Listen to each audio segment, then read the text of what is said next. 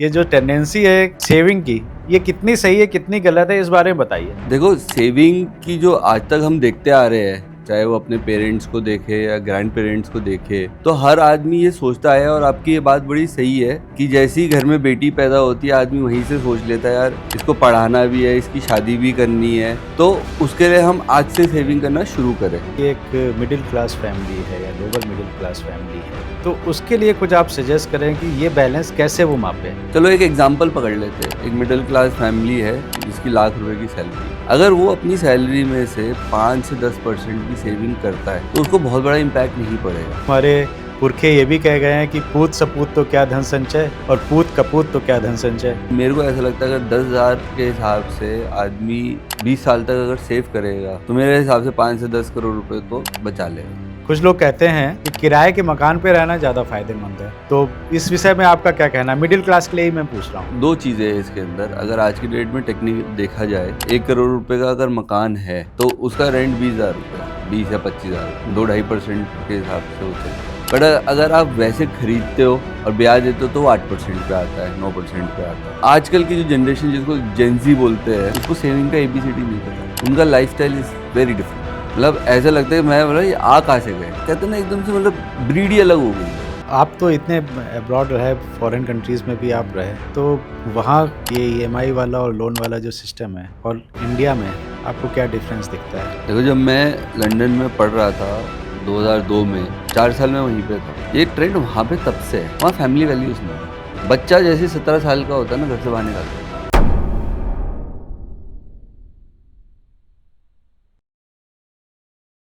हम भारतीयों में एक टेंडेंसी है सेविंग की, और स्पेशली नॉर्थ इंडिया में ये देखने में आता है कि घर में अगर बेटा या बेटी पैदा होती है तो उसके पैदा होते ही हमारे मन में आता है कि भाई सेविंग चालू कर दो, कहीं ना कहीं इन्वेस्टमेंट चालू कर दो, क्योंकि लड़की होगी तो उसकी शादी के लिए और लड़का होगा तो उसको फिर बिजनेस कराना पड़ेगा या पढ़ाई करानी पड़ेगी।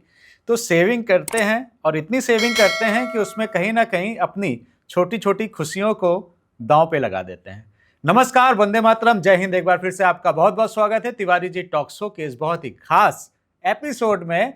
आज हम बड़ी आम चर्चा करेंगे और आप बड़ा कनेक्ट कर पाएंगे मेरे साथ में, क्योंकि ये जो खर्चों की और सेविंग की टेंडेंसी है, ये हमें कहीं ना कहीं जाके एक उम्र के बाद में पता चलती है कि यार काश मैंने अपनी जिंदगी जी ली होती। इस विषय पे आज बात करने के लिए हमारे साथ में हैं जाने माने उद्योगपति, जिंदल पाइप्स के मैनेजिंग डायरेक्टर साहिल जिंदल जी। साहिल जी, बहुत बहुत स्वागत है आपका तिवारी जी टॉक शो के इस खास एपिसोड में। बहुत बहुत शुक्रिया तिवारी जी, बड़ा अच्छा लगा आपसे मिलके, आपके शो पे आके। और मैं आपको बताऊं कि जिंदल जी, मुझे ये बहुत खुशी थी कि एक ऐसा आदमी मेरे साथ में आज आ रहा है जिसको इतना ज़्यादा बिजनेस के मामले में मैं कहूँ, क्योंकि आप 3 जनरेशन मेरे ख्याल से आपकी रही हैं बिजनेस में या बिल्कुल, मैं एंटरप्रेन्योर 3rd में। जनरेशन हूँ। 3rd जनरेशन हैं आप, और एक बहुत बड़े देश के उद्योगपति घराने से आप आते हैं। तो देश के जो बच्चे हैं, युवा हैं, एंटरप्रेन्योर बनना चाहते हैं, उस राह में हैं, उस विषय पे भी इस पॉडकास्ट में मैं बात करूंगा। तो आप लोग बने रहिएगा लास्ट तक हमारे साथ में। पहले ये मैं ले लेता हूं कि ये जो सेविंग वाला है सर, ये आप भी मानते होंगे कि हम लोगों के बिल्कुल। अंदर ये जो टेंडेंसी है सेविंग की, ये कितनी सही है कितनी गलत है, इस बारे में बताइए। देखो, सेविंग की जो आज तक हम देखते आ रहे हैं, चाहे वो अपने पेरेंट्स को देखे या ग्रैंड पेरेंट्स को देखे, तो हर आदमी ये सोचता है। और आपकी ये बात बड़ी सही है कि जैसे ही घर में बेटी पैदा होती है, आदमी वहीं से सोच लेता है यार इसको पढ़ाना भी है, इसकी शादी भी करनी है, तो उसके लिए हम आज से सेविंग करना शुरू करें, ताकि भाई उस टाइम पे पता नहीं क्या सिचुएशन रहे ना रहे। तो बहुत चीज़ें देखी है और मैंने स्पेशली देखी है। जैसे मैं अगर एग्जांपल देता हूँ कि मेरी वाइफ है, वो आज से नहीं बहुत सालों से वो चीज़ देख रही है कि भाई बच्चों की शादी करनी है। जैसे मेरी 2 बेटियां हैं, तो मैं तो उस पॉइंट ऑफ व्यू से देखता हूँ। तो उसको, मेरी वाइफ को ये लगता है कि भाई ठीक है, बच्चे हैं, उनके लिए सेविंग करना है, चाहे वो ज्वेलरी की सेविंग कह लो। तो मतलब उस चीज़ों पे ज़्यादा फोकस रहता है कि भाई ये मेरे को अपनी बेटी के लिए करना है, मेरे को वो करना है। तो एक इंडियन माइंडसेट हमारा ऐसा है कि हमें सेविंग करनी है। But at the same time जो मेरा अपना भी मानना है, आप सेविंग करो बट अपनी लाइफ से कॉम्प्रोमाइज़ मत करो।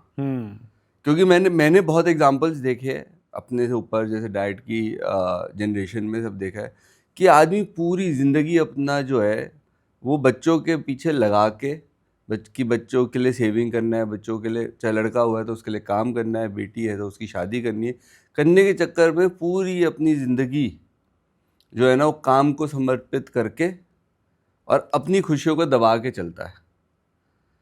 और मैं थोड़ा सा डिफरेंट सोच में चलता हूँ उस चीज़ में कि मेरा देखो चीज़ों को ना बैलेंस करके चलना चाहिए। अगर कहते हैं ना all work and no play, तो फिर तो आप ख़त्म हो जाओगे। बिल्कुल। तो मैं अपने आप को बड़ा बैलेंस करके चलता हूँ कि भाई ठीक है, सेविंग अपनी जगह है, हमें सेविंग करनी चाहिए, ऐसी नहीं है कि नहीं करनी चाहिए, क्योंकि समय का कुछ भरोसा नहीं होता। बिल्कुल। But at the same time मैं अपनी ज़िंदगी भी पूरी जीता हूँ। लेकिन कहीं ना कहीं अपनी छोटी छोटी खुशियों से कंप्रोमाइज़ करके, और आप केवल जो है सेविंग पे ही लगा दें ध्यान। तो मैंने देखा है जिंदल साहब, बहुत से ऐसे लोग हैं जो प्लॉट पे प्लॉट, प्लॉट पे प्लॉट खरीद के डाल दिए मैंने किस लिए? वो बेटी की शादी बेटे के शादी लिए, के वो लिए। बेटे की पढ़ाई के लिए है, वो उसके एडमिशन के लिए है, और खुद वो 2 जोड़ी में ही घूम रहे हैं कपड़ों में, और तीसरी जोड़ी कपड़े भी नहीं पहन सकते हैं। ऐसे ऐसे लोग देखे मैंने, मुझे नहीं, क्या बहुत जी है। रहा है। मतलब अगर आप देखोगे कि देखो कई चीज़ों का मेंटालिटी का फ़र्क होता है कि भाई जो हम देखते आ रहे हैं, कि अगर हमने अपने डैड को देखा, उन्होंने अपने डैड को देखा, तो एक आदमी का साइकोलॉजिकली सिस्टम ही वो बनाए कि भाई सिस्टम ऐसे ही चलता है, हम्म। तो वो आदमी फॉलो करते हैं। हम्म। हाँ, अगर इसी प्रोसेस में कोई डिस्टर्ब करता है ना, तो वहाँ से चेंजेस फिर शुरू हो जाती है। अगर हमारे में देखें, चाहे आप बनियों में, मारवाड़ी में देखोगे, ये चीज़ बहुत ज़्यादा है। हम्म। सेविंग करना, ये करना, कि आगे की प्लानिंग करना, कि मतलब वो आगे 20 साल का सोचते हैं। देखो हमारे यहाँ पे भी मेरे डैड को मैंने देखा है, हम्म। उन्होंने वो अपनी लाइफ आज भी जीते हैं, और 20 साल पहले भी वो जी रहे थे। हम्म। तो मैं उनसे वो चीज़ सीखता हूँ। जी। उन्होंने उन्होंने ऐसा नहीं है कि हमारे चक्कर में बहुत कॉम्प्रोमाइज़ किए लाइफ में, हम्म। बट ये है कि ये चीज़ ध्यान दी कि हमारे को कोई प्रॉब्लम ना हो। अगर हम ये चीज़ कर सकते हैं कि भाई लाइफ में कोई कॉम्प्रोमाइज़ ना करके आप सेविंग भी कर रहे हो, अगर आप पूरा सिस्टमेटिकली काम करो, तो हर चीज़ कर सकते हो। क्योंकि अगर आप अपनी लाइफ नहीं जी रहे ना, तो आप अपनी लाइफ के दिन कम कर रहे हो। मेरा ये बिल्कुल। मानना है। बिल्कुल। वैसे सर, आपको सेविंग करने की क्या ज़रूरत है? मुझे ये भी थोड़ा-सा दर्शक कनेक्ट नहीं करेंगे कि जिंदल साहब को सेविंग की क्या ज़रूरत है? देखो हर ले हर आदमी को सेविंग की ज़रूरत है, चाहे छोटा हो चाहे बड़ा हो। हाँ। सेविंग आज भी करते हैं, हम बच्चों के नाम पे सेविंग करते हैं, ऐसी बात नहीं है कि सेविंग नहीं करते। मेरे को लगता है जैसे जैसे पीछे बड़ा ट्रेंड आया था कि एसआईपीज़ होनी चाहिए, हुँ। और मेरा पर्सनली मानना है कि बहुत अच्छी चीज़ है। हुँ। जैसे कई बार आता है गवर्नमेंट निकालती है कि गोल्ड के सोवेनियर्स निकालती है, तो हम हुँ। खरीद लेते हैं। हुँ। पहले के लिए वे आज अच्छा लग रहा है देखने में, देखोगे हुँ। तो भाई वैल्यू तो बढ़ी ही रही है उसकी। बिल्कुल। और एसआईपीज़ में मैं करता हुँ। हूँ, लाइफ इंश्योरेंसेस बहुत कर रखी है हमने।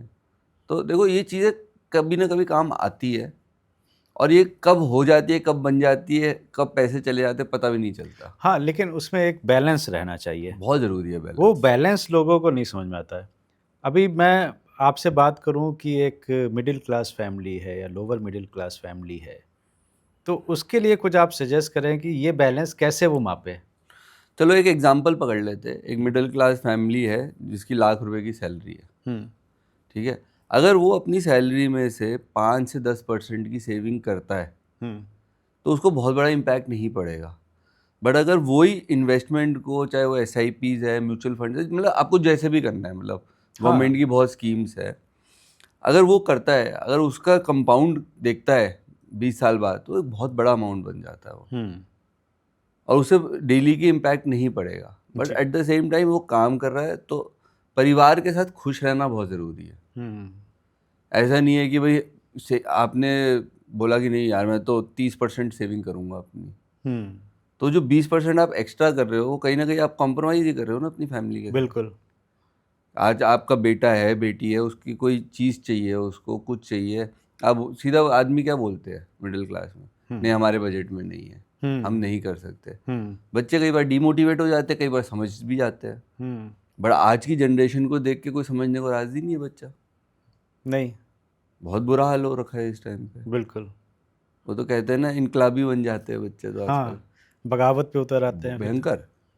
ये है, प्रॉब्लम है सोसाइटी के अंदर। हम्म, तो अगर इसको थोड़ा सिस्टमेटिकली इन्वेस्टमेंट करा जाए, अपनी ज़रूरतें पूरी करी जाए, और मैं तो कहता हूँ, कई लोग कहते हैं कि फैमिली हॉलीडेज पे कॉम्प्रोमाइज़ कर देते हैं कि छोड़ यार, इस साल छोड़ते हैं, अगले साल जाएंगे, कि भाई इस बार सेविंग कर लेते हैं। हम्म, मेरा ये मानना गलत है। हम्म, भाई आप अगर वो जो टाइम फैमिली के साथ बिताओगे ना, ये टाइम आप फिर 20 साल बाद याद रखोगे सही बात, कि यार चले ही जाते तो अच्छा रहता। बिल्कुल। ऐसे बहुत केसेस होते हैं जो सुनने में आते हैं, लोग रिग्रेट करते हैं हम्म, एक टाइम के बाद, कह रहा यार ये कर लेता अच्छा रहता। हम्म, तो आई थिंक बैलेंस बना के लाइफ में चलना, चाहे वो सेविंग है चाहे आपकी लाइफ है, आपकी लाइफ इक्वली इंपॉर्टेंट है। सेविंग के चक्कर में स्ट्रेस भी बढ़ाते हो आप अपना, जी, और स्ट्रेस से क्या होता है, ज़िंदगी छोटी होती है। इससे अच्छा घूमो, स्ट्रेस कम करो, हम्म, और उम्र को बढ़ाओ। उम्र बढ़ी रहेगी तो काम लंबा चलेगा, और सारी चीज़ें तो बाद में भी हो जाएगी। कहते हैं ना, ऊपर वाले के यहाँ पे देर है अंधेर नहीं है। अंधेर नहीं है। और सबसे ज़्यादा जो इम्पोर्टेंट चीज़ है वो है आपकी खुशी, खुशी। आपके परिवार की खुशी, आपके बच्चों, आपके साथ जो लोग हैं। तो वो हैप्पीनेस के लिए आप क्या कर रहे हैं? आप फ्यूचरिस्टिक होके इतना ज़्यादा फ्यूचर पे ध्यान दे रहे हैं, लेकिन जो प्रेजेंट है उसको आप भुला रहे हैं, उसको इग्नोर कर रहे हैं आप। बिल्कुल। और जबकि हमारे पुरखे ये भी कह गए हैं कि पूत सपूत तो क्या धन संचय, और पूत कपूत तो क्या धन संचय। भाई अगर सपूत है तो कमाई लेगा, कमाई और लेगा कपूत है तो बिल्कुल। कहीं ना कहीं जो आप कुछ अगर ऐसा कुछ एक्सपीरियंस बता सकते हैं आपने देखा हो कि। देखो, मेरा पर्सनली ये मानना है, मेरे ग्रैंडफादर एक बहुत बड़े विजनरी थे। हम्म, उन्होंने पूरी फैमिली को उठाया है आज। वो 5 भाई थे। आज अगर वो पांचों को आप, क्या नाम क्या था उनका कुछ? देवी साई जिंदल उनका नाम था। देवी सहाय जिंदल। लेट लेट देवी साई है। और उनको 71 में पद्मश्री मिला था। अच्छा, तो उस टाइम पे पद्मश्री की वैल्यू बहुत ज़्यादा होती बहुत थी, ज़्यादा। और वो भी एक बिजनेसमैन को मिलना। हम्म, तो उन्होंने ना बहुत सिस्टम्स अपने बनाए, हम्म, और आई थिंक वो इस चीज़ को ना बहुत क्लोजली देखते थे कि फैमिली बहुत इम्पोर्टेंट है। हम्म, वो अपने भाइयों के साथ, जो उनके 4 और भाई है, अगर आज सबको देखोगे तो आई थिंक वर्ल्ड के नंबर 1 स्टील कंपनीज बन जाएगी अगर सबको मर्ज कर दिया जाए। हम्म, तो उन्होंने बहुत अच्छी चीज़ें दी है सबको, हम्म, और ऐसा दिया है कि आज भी सब अपने बच्चों को हम्म, उस हिसाब से इक्वली ट्रीट करते हैं। कोई ऐसा नहीं है कि बहुत फैमिली नेम इतना बड़ा है तो बहुत हवा हवाई है। हम्म, बहुत, हमारी फैमिली में बहुत हवा हवाई बिल्कुल नहीं है। ग्राउंडेड है सारे। हम्म, चाहे आप किसी को भी ले लो, हम्म, चाहे कोई कितना भी बड़ा है, वो सब ग्राउंडेड है। फैमिली इवेंट्स में भी सब मिलते हैं तो एकदम ग्राउंडेड है। हम्म, मेरे डैड बहुत ग्राउंडेड है। हम्म, वो बहुत शोशाबाजी नहीं करते।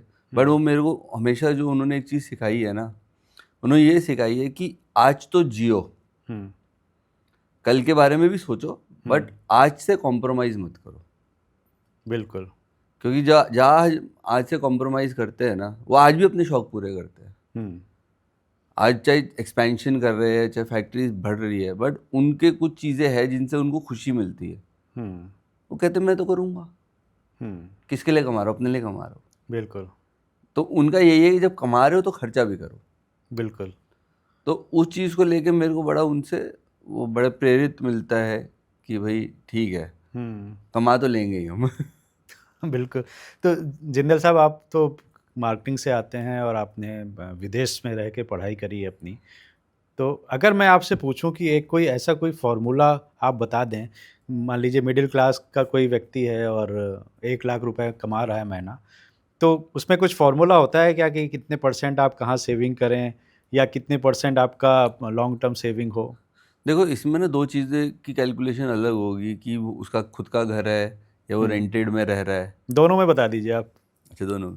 तो देखो, मेरा मानना ये है कि अगर तो खुद के घर में रह रहा है हम्म, तो उसको 20% सेविंग करनी चाहिए। हम्म, उसको स्प्लिट करके करनी चाहिए हम्म, कि आप 10% SIPs में करो, क्योंकि SIPs एवरी मंथ आप दे रहे हो, हम्म, ऊपर नीचे करके एवरेज आउट होती है। हम्म, कुछ गवर्नमेंट की बड़ी अच्छी स्कीम्स होती है, पेंशन प्लान्स होते हैं, सब होते हैं जिसमें अच्छा रिटर्न मिलता है। कुछ अमाउंट उसमें जाना चाहिए, और कुछ आप डेट में लगाओ जो आपको पता है कि भाई 7-8% पे चल रहा है, बट चल रहा है, कोई दिक्कत नहीं है, रिस्क फ्री हो जाता है वो एकदम। तो कम से कम इसका कंपाउंड करोगे, मेरे को ऐसा लगता है अगर 10,000 के हिसाब से आदमी 20 साल तक अगर सेव करेगा तो मेरे हिसाब से 5 से 10 करोड़ रुपए तो बचा लेगा। 5-10 करोड़? हाँ, 10,000 महीना अगर लगाता है? 10 महीने, हाँ, 10,000 रुपये। अच्छा, 1,20,000 साल का हो गया, तो 20 साल में आप बता रहे हैं कंपाउंड होता जाएगा ना, और कुछ एप्रिसिएशन मिलेगी। ये कैलकुलेशन है कुछ 13-14% के ऊपर, ओके। हो सकता है 5 के आसपास होगी, 10 तो नहीं होगा, 5 के आसपास होगी। और मार्केट में इतना आराम से आज निकल आता है आ जाता है, मतलब 13-14%? ये तो कई जगह भी रिसेंटली मैंने पढ़ा भी था, ये लिखा हुआ था। उन्होंने 1,000 रुपये के हिसाब से भी कैलकुलेशन बना रखी है, 500 के हिसाब से भी बना रखी है। तो मतलब ऐसा नहीं है कि इसकी कोई लिमिट है कि आपको आप 500 रुपये से भी शुरू कर सकते हो, 10,000 से भी कर सकते हो, 20,000 से भी कर सकते हो। तो ये एक ऐसी सेविंग है जो जा रही है, आपको पता भी नहीं चल रही है। मेरे को एक जने ने बड़ी अच्छी बात बोली थी, चाहे आदमी 10,000 रुपये कमाता हो, चाहे 10 लाख रुपए कमाता हो, पेट उसका वही दाल चावल से भरता है। बिल्कुल। उसके ऊपर आप जो मर्जी कर लो, वो तो फिर आपकी इच्छा है। सही बात, उसकी कोई लिमिट भी नहीं कोई है, लिमिट नहीं है, कोई था नहीं। बिल्कुल नहीं है।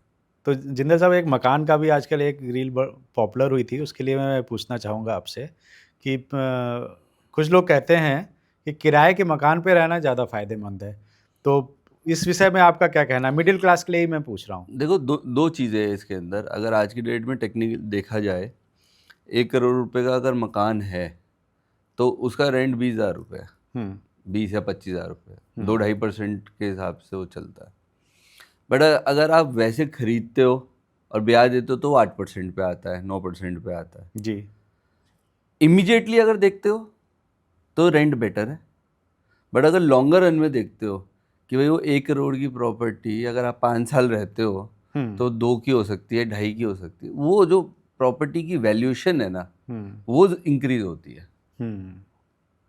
अभी अगर आप देखोगे, कोविड से अगर आज की डेट में देखा जाए तो प्रॉपर्टीज तो 3-3 गुना हो गई 5 साल के अंदर। रेंट्स भी बढ़े हैं उस हिसाब से।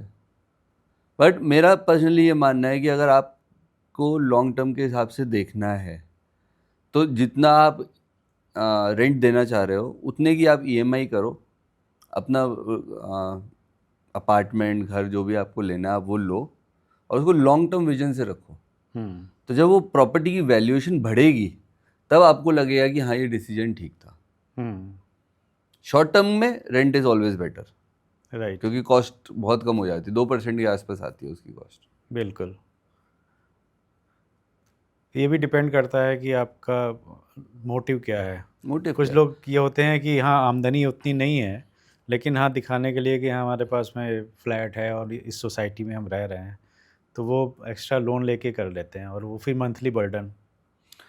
देखो, हर तरह के लोग हैं, हर तरह की मेंटालिटी है, कौन कैसे करना चाहता है।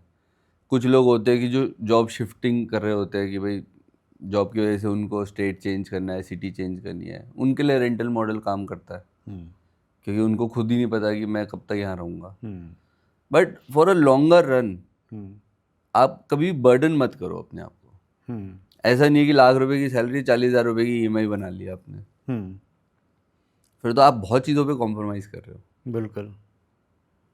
दिखावा उतना ही करो जितना झेल सको। अगर हम कहते हैं ना कि आमदनी अठन्नी खर्चा रुपया, वो थोड़े दिन तक तो अच्छा लगता है, लॉन्गर रन में नहीं अच्छा लगेगा। हाँ, उसके बाद कहीं ना कहीं पिंच करेगा, आपकी सेविंग खाएगा। लेकिन अभी यंगर जनरेशन जो है और वो जो आ रही है, वो मुझे लगता है कि आईफोन, फ्लैट और नई मॉडल की गाड़ी निकाल के फटाफट वो सब लोन पे ही चल रहे हैं। बिल्कुल। और मुझे समझ में नहीं आता है, क्योंकि मुझे लोन की इंडस्ट्री मुझे समझ में नहीं आती है। देखो, आज की डेट में ना, ये स्टडी थी थोड़े दिन पुरानी है कि पूरा यूएसए जो है वो लोन पे चल रहा है। मतलब वहाँ पे ईएमआई तो बहुत आम चीज़ है, मतलब कहते हैं ना, वो तो एक part and parcel of life है उधर। वही सेम चीज़ अब यहाँ पे हो रही है। मतलब मैं कब शौक होता हूँ, मतलब शौक होता है कि एक 40,000 रुपये कमाने वाला आदमी लाख रुपए का फ़ोन लेके घूम रहा है, इसका क्या मतलब है? वो ईएमआई पे लेके चल रहा है। क्यों ले रहा है? क्योंकि या तो उसको फोमो हो रहा है कि भाई सबके पास है, मेरे पास नहीं है, और ये है कि भाई ठीक है मेरे को भी यही रखना है। तो ये जनरेशन का प्रॉब्लम है। तो इसको अगर दूसरी तरीके से समझाया जाए ना, वो क्या करते हैं, वो कहते, जैसे आपने पहला सवाल था सेविंग का, ये इसका ऑपोजिट है। वो क्या कर रहे हैं, कह रहे बोले आज खर्चा कर लो, ईएमआई पे ले लो, जब आगे कमाएंगे ना उसमें से दे देंगे। हाँ आजकल की जो जनरेशन जिसको जेंजी बोलते हैं, जी, उसको सेविंग का एबीसीडी नहीं पता। नहीं पता। उनका लाइफस्टाइल इज वेरी डिफरेंट। मतलब ऐसा लगता है कि मैं बोला ये आ कहाँ से गए वाली बात है। मतलब एकदम कहते हैं ना, एकदम से मतलब ब्रीड ही अलग हो गई है वो, एकदम अलग हो गई। एकदम अलग। मतलब थिंकिंग से लेके, या तो स्कूल कॉलेजेस में वो एनवायरनमेंट ऐसा बन गया है, क्या हो गया, मतलब एकदम सोचने का स्टाइल अलग है। मतलब जैसे बोलो ना अंग्रेज बन गए। मैंने अभी अभी कोई आर्टिकल पढ़ा था जिंदल साहब, और मुझे भी बड़ा शॉकिंग लगा कि वो कह रहे हैं कि कॉरपोरेट हाउसेस, इन्होंने कोई स्टडी करी तो कह रहे हैं कॉरपोरेट में एचआर अवॉइड कर रहा है जेंजी को रखने पे, या वो काम नहीं करते हैं, वो तुरंत रिज़ाइन करके वो कहते हैं मैं अपना पता नहीं किस उसमें मतलब अलग ही ऑरा में जी रहे हैं। तो देखो इसके ना दो डिफरेंट रीजंस है। हाँ। पहला ये है कि एक जो स्टार्टअप का इकोसिस्टम है ना इंडिया में, वो बहुत इवॉल्व हो गया है। हर आदमी को ये लगता है, चाहे वो जेंजी हो चाहे यंगस्टर्स कह लो, उसको ये लगता है कि भाई कोई बात नहीं, अगर जॉब नहीं भी है ना कुछ तो कर लूँगा। स्टार्टअप दुनिया कर रही है, वैल्यूएशन कुछ भी मिल जाती है आजकल। तो ये एक, मैं बोलूँगा वहम है जो चल रहा है, और बहुत स्पीड से चल रहा है, लोग समझ नहीं पा रहे हैं। अच्छा, मोदी जी भी जैसे स्टार्टअप को इतना प्रमोट कर रहे हैं, वो एक अलग दिशा में कर रहे हैं कि भाई कैसे हम सपोर्ट करेंगे स्टार्टअप्स को, इंक्यूबेशन फंड्स दे रहे हैं, सब दे रहे हैं, पर लोग उसको ना गलत वे में सोच रहे हैं। कह रहे हैं कि भाई हमारी गवर्नमेंट भी तो यही कह रही है कि पैसा लो और काम कर लो। हाँ। बट वो कह रहे हैं कि अच्छा आइडिया हो, सारी चीज़ें हो गए, वो भी पूरा स्टार्टअप इंडिया का पूरा एक फॉर्मेट है। ऐसा नहीं है कि मैं गया और मेरे को भाई ये स्टार्टअप शुरू करना है, इतने पैसे चाहिए दे दो। तो ये जो स्टार्टअप का इकोसिस्टम भी बन गया है, तो लोगों को लगता है कि भाई ठीक है मैं कुछ ना कुछ आविष्कार कर लूँगा और मैं कंपनी स्टार्ट करके वो कर लूँगा। और जेंजी की दूसरी सबसे बड़ी जो प्रॉब्लम है, ये दूसरा पॉइंट ये है कि वो काम नहीं करना चाहते। वही मैं आ रहा था। वो लेथार्जिक हो चुके हैं जी। उनको लगता है कि भाई ये पूरा दिन सूट पैंट पहन के, शर्ट पैंट पहन के ऑफिस में टेबल पे बैठ के काम तो हमारे बस की नहीं है। आज तो कुछ तो देखो सोशल मीडिया ने खराब किया है इस चीज़ को। सोशल मीडिया में देखते हैं कि जेंजी क्या कर रहे हैं, बोले लैपटॉप हाथ में, कान में एयरपोर्ट्स लगा रखे हैं और ऑफिस में घूम रहे, वैसे मीटिंग हो रही है उनकी। तो ये तो देखो जो चीज़ बच्चे देखेंगे वही होगा। एक्सपोजर तो आज है ही ना। देखो आज सोशल मीडिया का जो एक्सपोजर है, अच्छाई भी है उसमें, बुराई भी है, और बिगड़ ही रहे बच्चे। मैं तो ये देख रहा हूँ। नहीं, पेशेंस भी नहीं है जिंदल साहब। नहीं है हम लोग पेशेंस पहले आजकल। कॉर्पोरेट में हम लोग की रिव्यू मीटिंग्स होती थी, और क्या क्या बॉस मतलब फायर होते थे लिटरली। और लेकिन अब आप उनके अंदर मतलब जरा से कुछ बोलिए उठ के चलें, सर ये रिज़ाइन लीजिए, मैं नहीं हाँ कर। बिल्कुल बिल्कुल फैक्ट है ये। अब हमारे जो फादर है वो पुराने ख्याल के, उनमें उतनी पेशेंस लेवल नहीं है जितनी आज हम में है, फिर भी है। ठीक है, अब वो 65 के हो गए हैं, आज भी फैक्ट्री आते हैं जाते हैं, सारे काम करते हैं, और आज भी वो अपना ऑरा मेंटेन रखते हैं। उनको लगता है जिस दिन मैं काम से रिटायर होगा, लाइफ से रिटायर हो जाऊंगा। आज भी जब वो मार्केटिंग की मीटिंग्स लेते हैं तो वो तो सीधा हायर एंड फायर पे मोड पे आ जाते हैं। फिर मैं उनको बोलता हूँ कि वह पापा ऐसे काम नहीं होता आजकल। संभालना पड़ता होगा आपको थोड़ा। हाँ, वो तो good good cop bad cop वाला काम चलता है फिर तो। हाँ, वो बैड इधर बनते या हैं, हम गुड उधर। बन जाते हैं। ये होता है। देखो आजकल ना लोगों को समझाने का तरीका अलग होता है, सही बात। पुचकार के रखना पड़ता है लोगों को। अब वो जमाना गया कि आप डंडे से काम करा सकते थे, कोई नहीं बिल्कुल। काम करता आज की डेट में डंडे से। राइट। आज की डेट में तो आपको प्यार से काम करा लो, रिजल्ट निकलवा लो। हाँ, अल्टीमेटली जो गोल है आपका वो रिजल्ट है। आ हाँ, रिजल्ट आ जाए, गोल उनका भी वही है, हाँ, बट उनका जो स्टाइल है रिजल्ट लेने का दैट इज डिफरेंट। वो डिफरेंट है। ठीक है, वो अपनी जगह गलत नहीं है, he is right on his part, but time change हो गया है। सही बात। टाइम के पहले हिसाब पहले से तो चेंज होना चाहिए। पहले तो हम कहते थे कि जनरेशन चेंज 20 साल में होता है, हाँ, अब तो 10 साल भी मेरे को ऐसा लगता है कि बिल्कुल। बहुत कम हो गया है। हाँ, इतना हाँ, फास्ट चेंज आ रहा बहुत है, बहुत फ़र्क आ रहा है सर। बहुत फर्क आ रहा है। तो जिंदल साहब, अगर मैं आपसे पूछूं कि जेन ज़ी को लेके कुछ आप सेविंग्स के टिप्स बता दें, उनको कुछ एडवाइस दे दें। सो आजकल की जो जनरेशन है, चाहे वो जेनजीज ले लो, यंगस्टर्स ले लो, उनको ये है कि भाई आज खर्चा कर लो, हम्म, कल भुगतान किसने देखा। कल कल दे देंगे, क्योंकि हाँ, ईएमआई सिस्टम बहुत इजी हो चुका है इंडिया में अब। हाँ, बट वो ये नहीं सोच रहे कि आज की डेट में अगर हम थोड़ा भी इन्वेस्टमेंट करते हैं, मैं कहता हूँ आप 10% ऑफ योर अर्निंग, चाहे आप 20,000 कमा रहे हो, चाहे लाख कमा रहे हो, चाहे 5 लाख कमा रहे हो, अगर आप 10 to 20% को अगर सेव करने शुरू करोगे, हम्म, तो after few months you will start realising कि उसमें मेरा क्या इम्पैक्ट आ रहा है।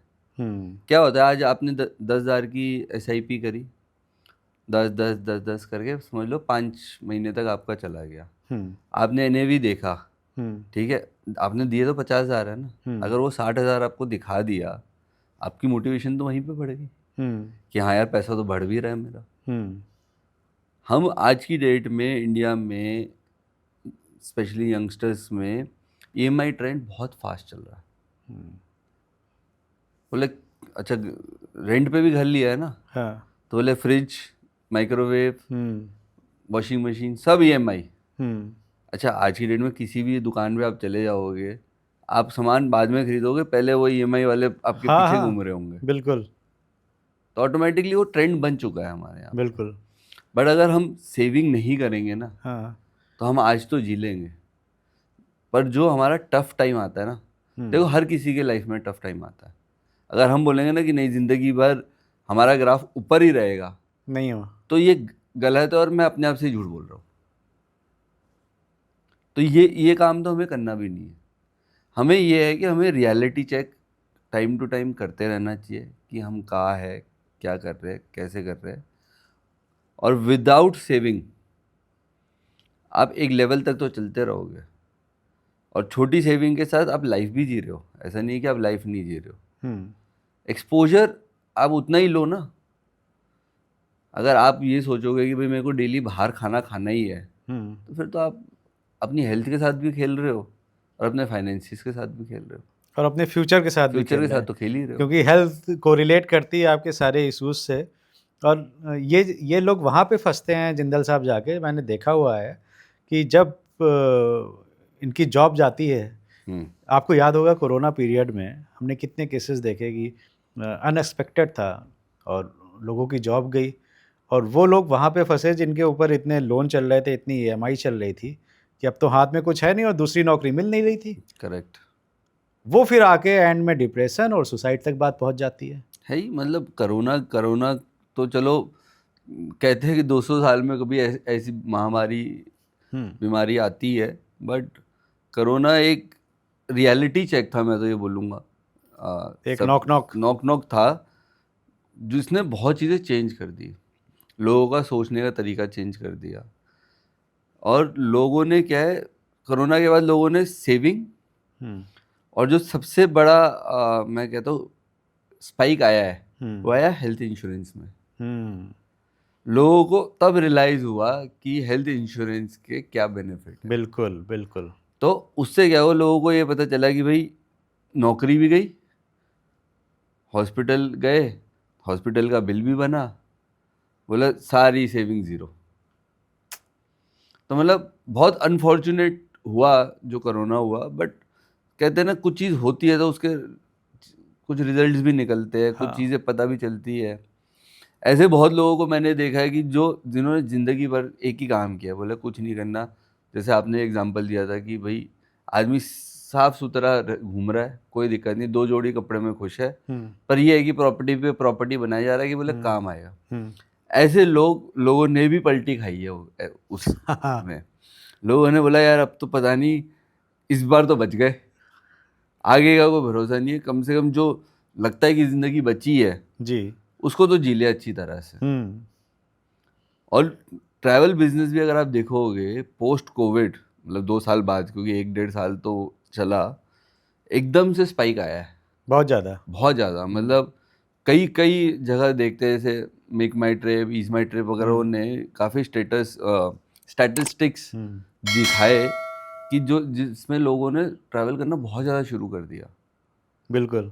और धीरे धीरे देखे तो कोविड में अगर 2020 की सितंबर की बात करें, जब सारी चीज़ें हाँ, खुली थी, हाँ, तब से आज तक होटल्स के प्राइस भी 3 गुना हो चुके हैं। जी, उसका रीज़न क्या है? होटल तभी बढ़ाएगा ना जब डिमांड बिल्कुल। बढ़ेगी।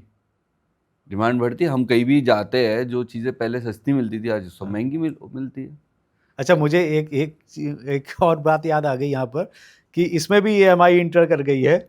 मैंने अभी कई ट्रैवल एजेंट से कुछ एक ट्रिप का मैंने वो मंगवाया पूरा, तो मैंने कहा यार ये तो ज़्यादा है। कोई प्रॉब्लम नहीं सर, हम ईएमआई पे कर देते हैं आपका।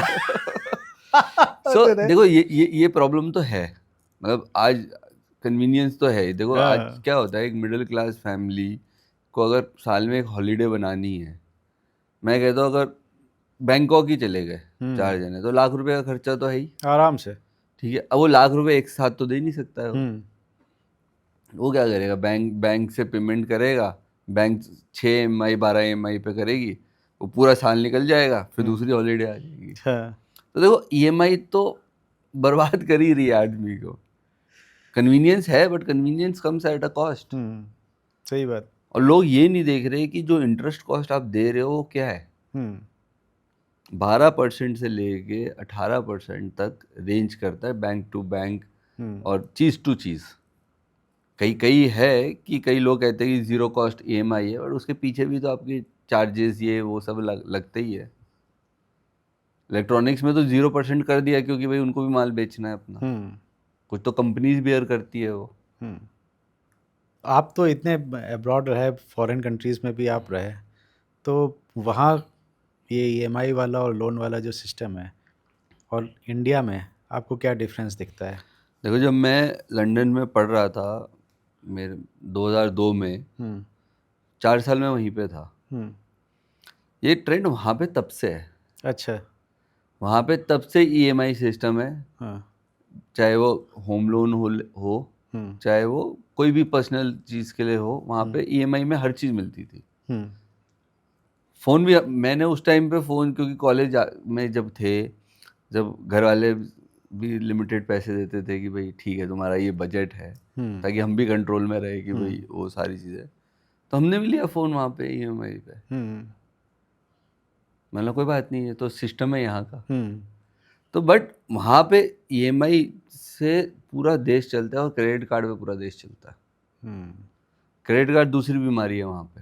हम्म, क्रेडिट, हर आदमी क्रेडिट कार्ड पे चल रहा है, कोई बात नहीं, चलते रहने दो, उसको घुमाते चलो, इससे वो, उससे वो, उससे वो। हम्म, तो और सेविंग तो उनको पता ही नहीं है। आज भी अगर आप शॉक होंगे ये चीज़ सुन के, इंडिया से बाहर यूरोप यूएस कहीं पे भी ले लो, वहाँ पे आदमी का बड़ा सिंपल फंडा है। मंडे 9 बजे से हम्म, फ्राइडे 5 बजे तक काम करना है, अच्छा, और जो कमाया है वो सैटरडे संडे खर्च कर देना वीकली। है, वीकली। मतलब एग्जांपल दे रहा हूँ कि हाँ, हाँ, मतलब मैं समझ, सोच ऐसी है वहाँ पे। जो कमाया खर्चा किया, खर्चा किया, सेविंग नहीं करते कोई वहाँ। सेविंग का सिस्टम नहीं है वहाँ पे। तो मैंने एक बार, ऐसी क्यूरोसिटी थी कि मतलब भाई ऐसा क्यों, कह रहे हम तो अपने लिए जीते हैं, अपने लिए कमाते हैं। हम्म। दूसरा मुझे ये लगता है कि अगर कंपेयर करेंगे इंडिया और बाहर का, तो इंडिया में सबसे ज़्यादा हमारी क्या जो फ्यूचर का टेंशन रहता है एक दिमाग में कि यार कहीं हॉस्पिटल का कोई ऐसा मेडिकल का कुछ ना हो जाए, तो एक तो उसके लिए सेविंग, दूसरा बच्चों की एजुकेशन के लिए, तीसरा बच्चों की शादी के लिए। हम्म। और वहाँ पे मुझे लगता है ना शादी में इतना खर्च करते हैं हमारे बराबर, ना वहाँ पे मेडिकल मेरे ख्याल से सारा इंश्योर्ड है, कवर है, मेडिकल तो सारा फ्री होता है उधर।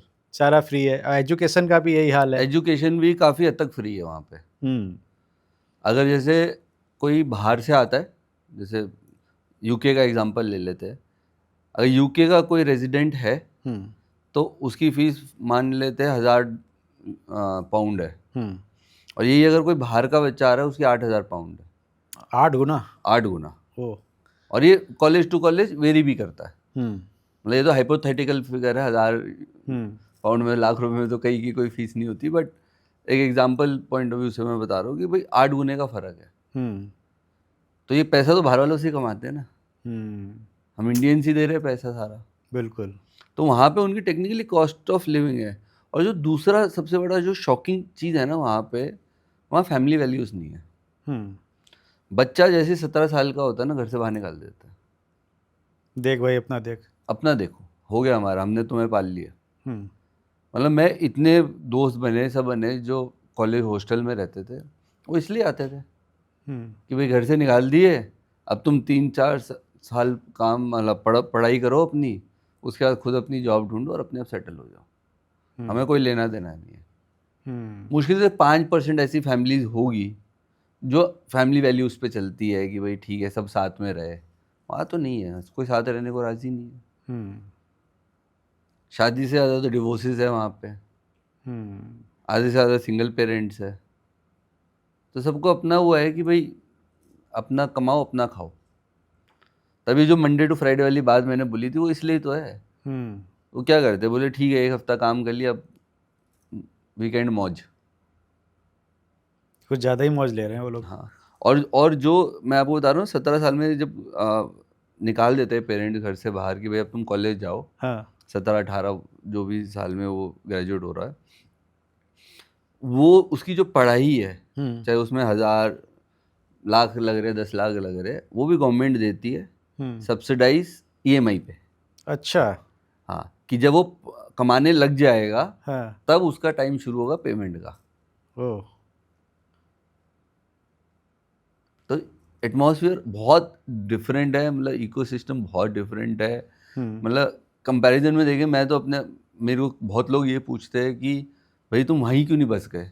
मैंने देखो पढ़ाई तक तो ठीक था, छुट्टी बनाने भी ठीक है, बट फैमिली वैल्यूज़ जहाँ नहीं है ना, और जो इंडिया का फैमिली वैल्यू है वो कहीं पे भी नहीं है। बिल्कुल मतलब जिस तरह हम यहाँ रहते हैं ना, मैं तो कहता हूँ ब्लेसिंग है हमारी सही कि हम बात। इंडिया में पैदा हुए। सही बात। तो जिंदल जी चलिए मैं आपसे अब चाहूँगा लास्ट में जाते जाते एडवाइस, दो लोगों के लिए एडवाइस करिए।